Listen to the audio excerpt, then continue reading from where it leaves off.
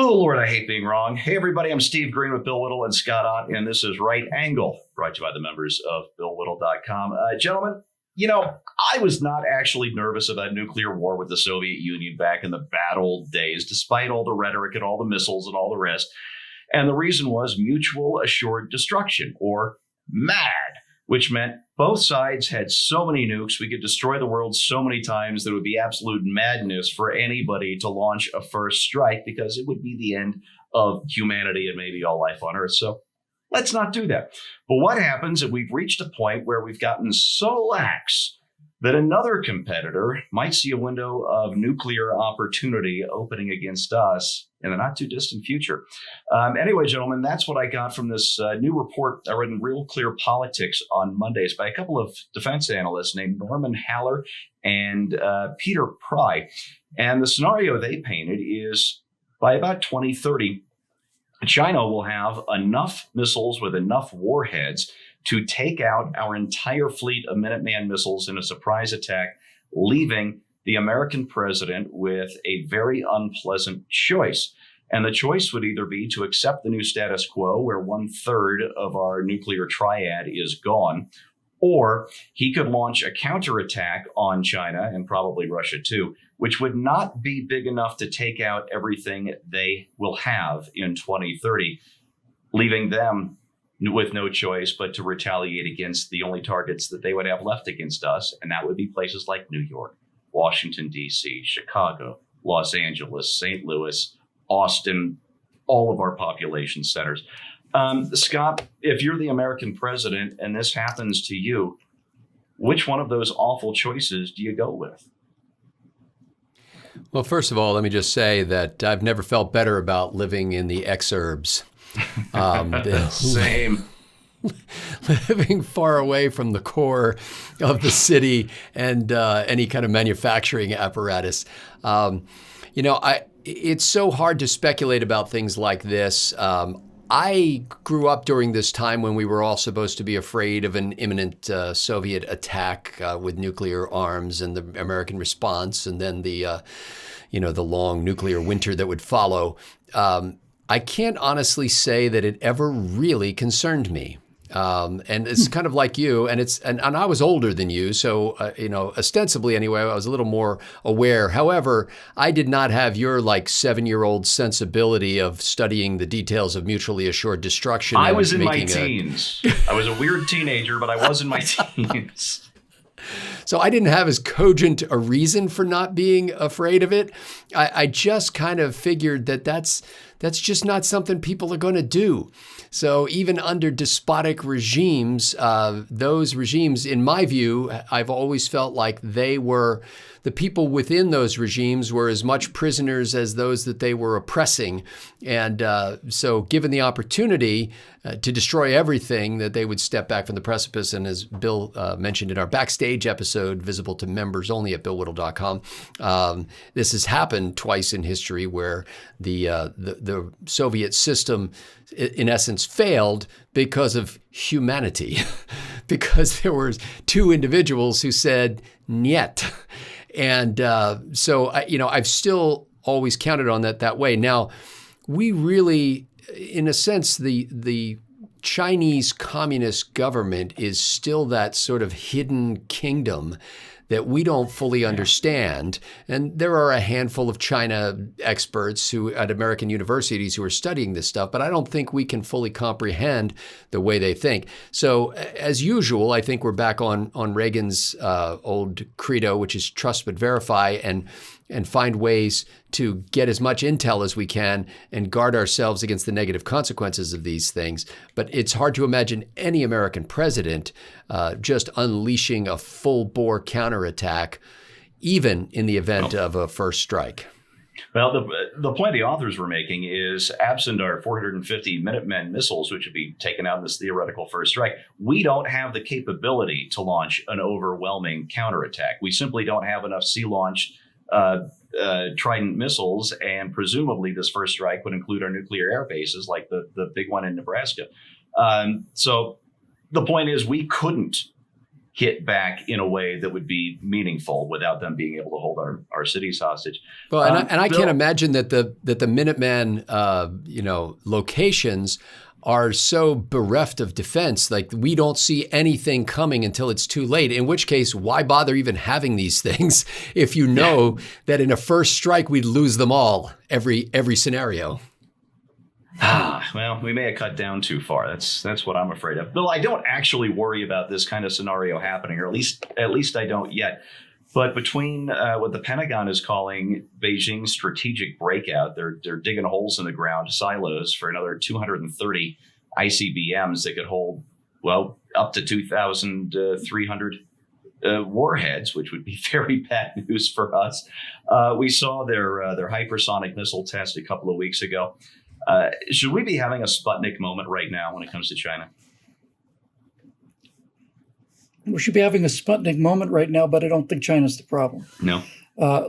Since that's the topic of the show, let's just deal with that real fast. China is building more silos because China wants to be recognized as a world superpower, and world superpowers have a certain number of rocket silos and a certain number of nuclear missiles, and China is all about perceived inferiority. Their inferiority complex runs everything they do. So, yes, they're going to put in enough nuclear weapons so that they can say we have more nuclear weapons than anybody. Now, you mentioned the Cold War and all the time we spent underneath Soviet nuclear missiles and they spent under ours. And one of the things I remember from those days is saying that went to something to the effect of, just 150 megaton thermonuclear hydrogen bomb can ruin your whole day. And so that is true.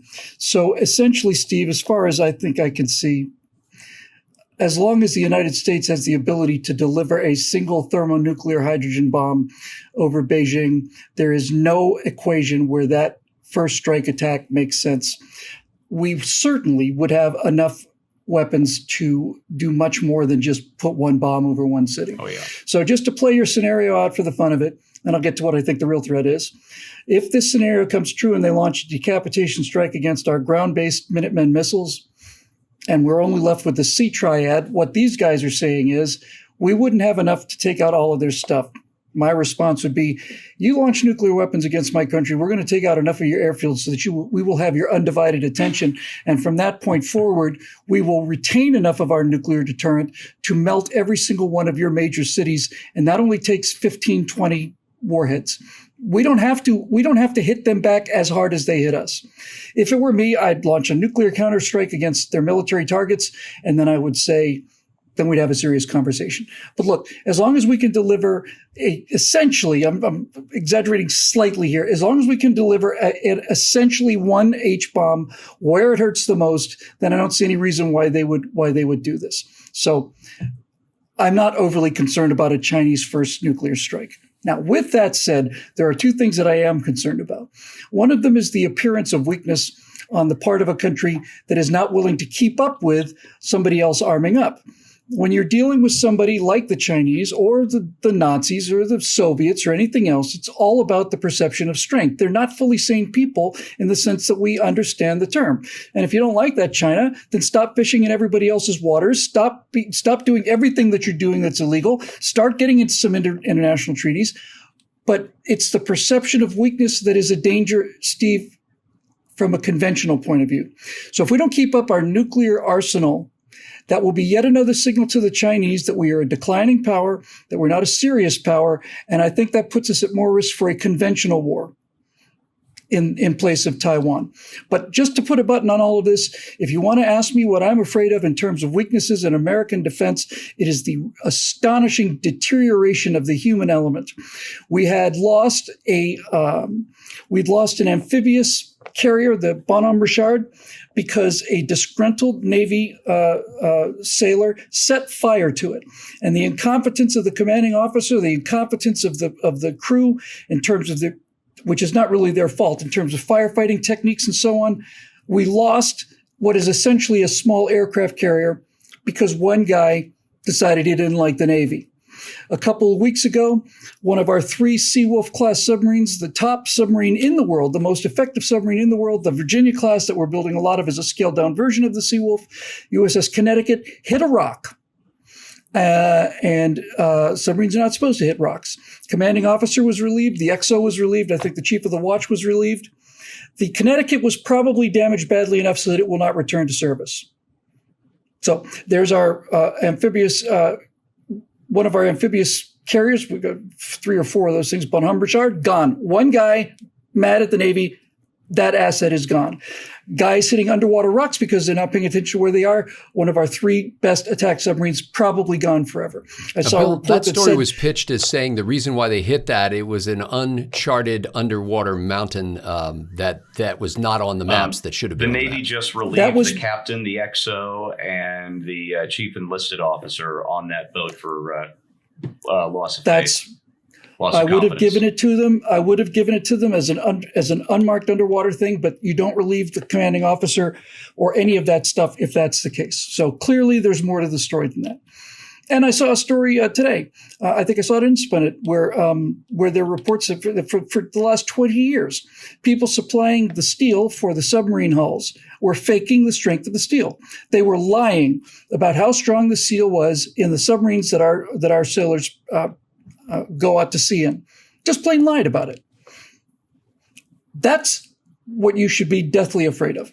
You should be deathly afraid of administrative errors. You should be deathly afraid of the idea that a single individual with a bad attitude can take out an asset of that size. And you should most especially be afraid of the fact that the commands director of the United States Navy didn't catch any of these things, didn't train the crews to deal with them, has allowed this to get worse and worse and worse. And now we have a chairman of the Joint Chiefs of Staff who says things like, domestic terrorism and racial intolerance and global warming are our primary threats. This is the kind of Navy you will get with that kind of leadership. It's the kind of military you'll get with that kind of leadership. That scares the living daylights out of me. And that is a problem that we can solve. And whether we will solve it or not is still to be seen. Yeah, that was really good stuff. And I can actually sum up what Bill just said in one word. And the word is readiness. As usual. Readiness. Yeah. That is the key ingredient we're missing. Readiness means having a capable nuclear force. It doesn't have to be huge like the Cold War days, but it can't consist of nothing but 50-year-old missiles and too few sea-launched ballistic missiles.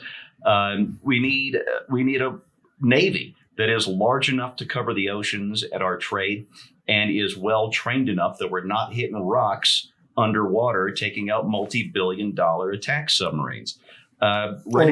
Running into other ships. We had 2 destroyer collisions. Readiness means maintaining those ships. Oh, good Lord. You see the condition of some of our warships right now, and it's sad. Readiness means maintaining our air fleet ready to go. I mean, we may have to go back to having Air Force bombers on standing watch again like we did back in the bad old days. But that improves your readiness because you've got those pilots, you've got those air crews, you've got those ground crews training 24/7. It all comes down to readiness, but the most important readiness element has to be the man at the top, and it means not having a commander-in-chief who is literally asleep at the wheel. And that's your right angle on that, brought to you by members of, by the members of BillWhittle.com. Thanks for watching. We'll see you next time.